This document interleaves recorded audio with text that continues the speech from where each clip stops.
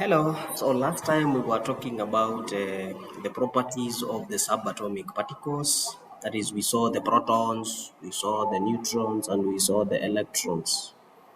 So in this video, today I want us to talk about the charges of an atom. Now, when you are talking about the charges of an atom, it is good you have in mind two subatomic particles. Have in mind the protons. You also have in mind the electrons.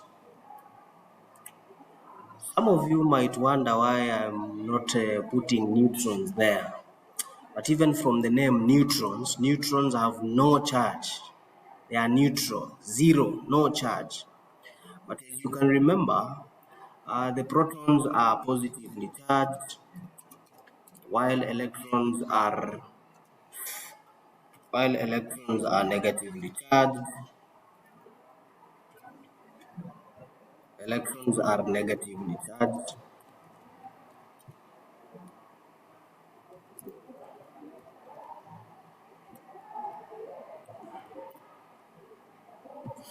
Now, this is the trick. In any neutral atom of an element, in any given neutral atom of an element, and this is what I mean by neutral, an atom which has not yet undergone any chemical reaction, then the number of protons is always equivalent to the number of electrons. Let me write this one in bold so that because it is very, very important.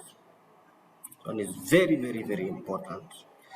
And of course, we say it is in an atom. I want to call it an atom because the moment it undergoes a chemical reaction, it is no longer an atom. It becomes something else. But in this regard, in an atom of an element, the protons are always equivalent to electrons. Then what does that one tell you about the charge? Now, it tells you that in an atom, the charge is always zero. Yeah, it tells you that the charge is always zero. The charge is zero. The charge is zero. Let me give an example, and this is a very good example. I will take an atom of sodium. An atom of sodium. That is how you write sodium chemically. That is a chemical symbol of sodium, Na, capital N, followed by a small a. Now, sodium has got 11 protons, and it also has 11 electrons. If I were to calculate the charge of the sodium atom, it would be very simple.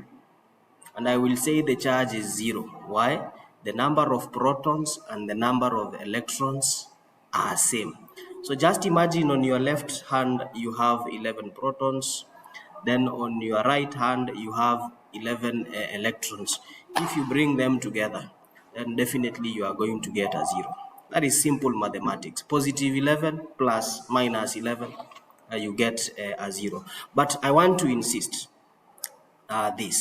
that the number of protons are always equal to number of electrons in an atom of an element. And when I talk about an atom, I'm referring to that atom that has not yet undergone any chemical reaction. That is going to change because we are going to see it in our next session, that the number of protons can also differ with the number of electrons if an atom has undergone a chemical reaction. So I hope you have learned something. Subscribe in my YouTube channel, that is Kelvin the Educator. That is the name of the channel. You can leave your comments below there, and you can even ask questions there about what you have learned today. Subscribe. Thank you.